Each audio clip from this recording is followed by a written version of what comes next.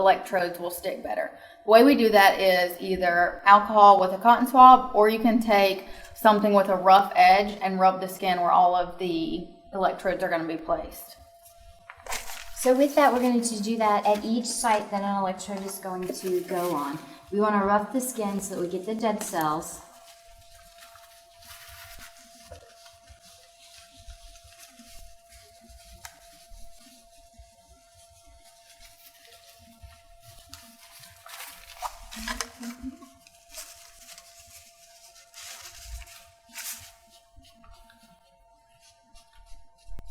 Now remember that we need to have a clean and smooth chest when we do EKG placement, so oftentimes you will need to dry shave your patient, or if you have the opportunity, to ask them to pre-shave prior to coming in for testing.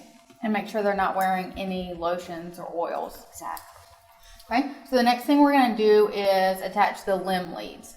So if we were doing a resting EKG, in theory we could do the wrists and the ankles, but since we're going to possibly do an exercise EKG, we're going to do on the chest.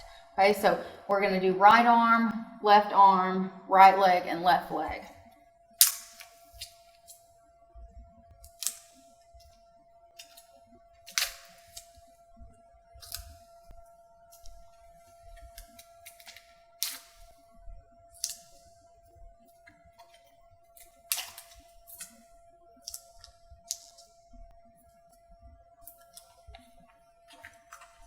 Okay, and then next we are going to do the precordial leads. So we'll start with V1 and V2. The way we measure that is V1 is going to be in the fourth intercostal space to the right of the sternum.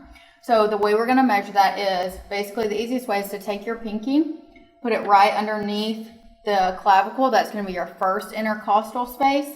And then you're going to feel along with your fingers in between each rib.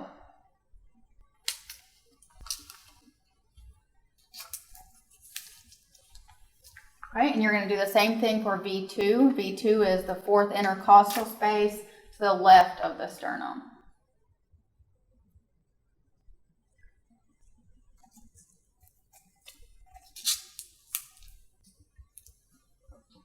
Okay, and then next we're going to go to V4. V4 is in the fifth intercostal space, the midclavicular line. So here is the clavicle. This is the midclavicular line. You're going to follow it down. Remember that our ribs go in a U shape, so the fifth intercostal space is a little bit lower. Also, if you are prepping a woman, you're going to go basically right underneath the bra line.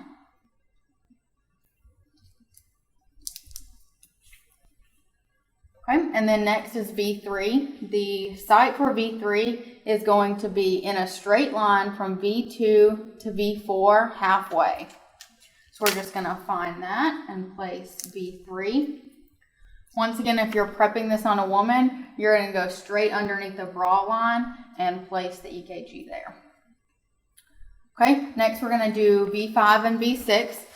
V5 is going to be the anterior axillary line, okay, and that's going to be in a horizontal line with V4. So basically you're going to follow V4 over to the anterior axillary line, place V5. And then V6 is the mid-axillary line in the same horizontal plane as V4 and V5. So again, you're going to follow that around the body in a horizontal plane, mid-axillary line. Okay. Now that we have all of our electrodes placed, we're going to hook him up and so we can get a reading on the monitor. So now we're going to attach the leads to the electrodes. They're all labeled, so you can just follow along. The longer ones will be labeled RA for right arm, right leg, left arm, etc.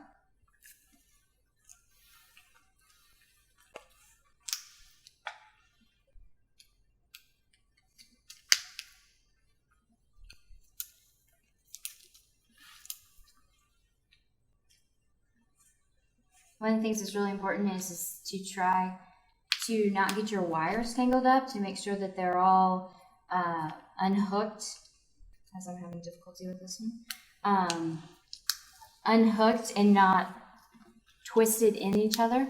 because it will help to cut down on the amount of artifact that's there.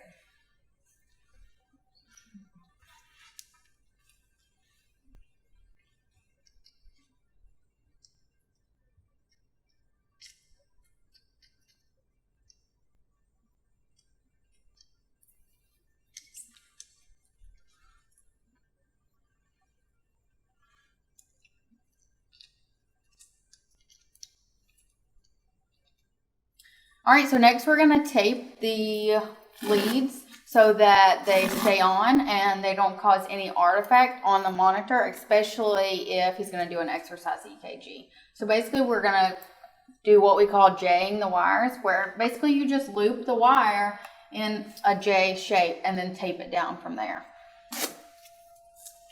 Make sure that when you tape them down that you tape across the top of the electrode completely and make sure that the wires are nice and flat when they go on, and it'll help them to stay on.